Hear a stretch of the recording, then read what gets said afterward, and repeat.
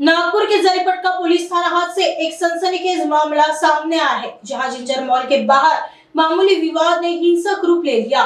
एक चाय की टपरी पर सिगरेट बेचने जैसी छोटी सी बात को लेकर दो युवकों ने टपरी मालिक और उसके परिवार पर चाकू से हमला कर दिया। पुलिस से मिली जानकारी के अनुसार 1 फरवरी 2026 की रात करीब 10:30 बजे धर्मेंद्र सहारे की चाय की टपरी पर दो युवक गौरव अंबादे और आकाश टेम्बुर ने पहुंचे। विवाद तब शुरू हुआ जब इन दोनों ने धर्मेंद्र से इस बात पर झगड़ा किया कि उनकी एक महिला रिश्तेदार साली को टपरी से सिगरेट क्यों बेची जाती है। बात इतनी बढ़ गई कि गौरव और आकाश ने छोटे चाकू से हमला कर दिया।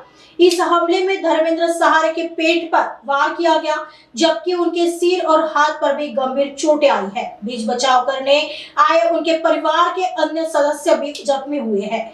फिलहाल सभी जख्मियों पर निजी अस्पताल में इलाज जारी है। पुलिस का कहना है कि जिंजर मॉल के सामने बढ़ते अवैध अतिक्रमण और टपरियों की वजह से बाहरी असामाजिक तत्वों का जमावड़ा बढ़ गया है। इसी को देखते हुए पुलिस ने अब कड़ा रुख अपनाया है और पिछले 2 दिनों से मॉल के बाहर से सभी अवैध अतिक्रमण हटा दिए गए हैं, ताकि शांति व्यवस्था बनी रहे।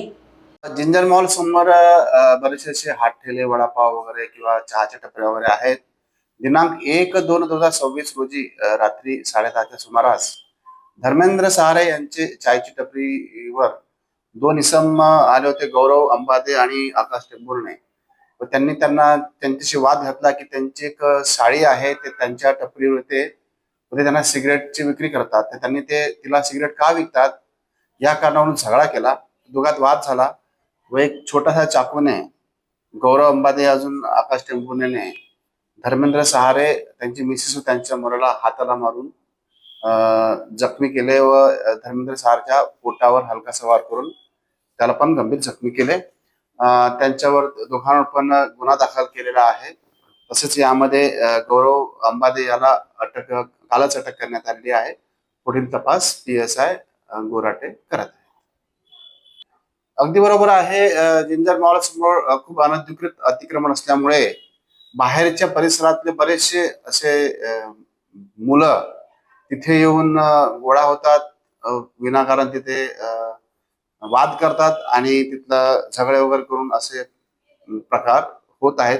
म्हणून आम्ही तिथले 2 दिवसापासून अतिक्रमणच तिथे आम्ही होऊ देत नाही आहे व त्या ठिकाणी 2 दिवसांपासून शांतता आहे।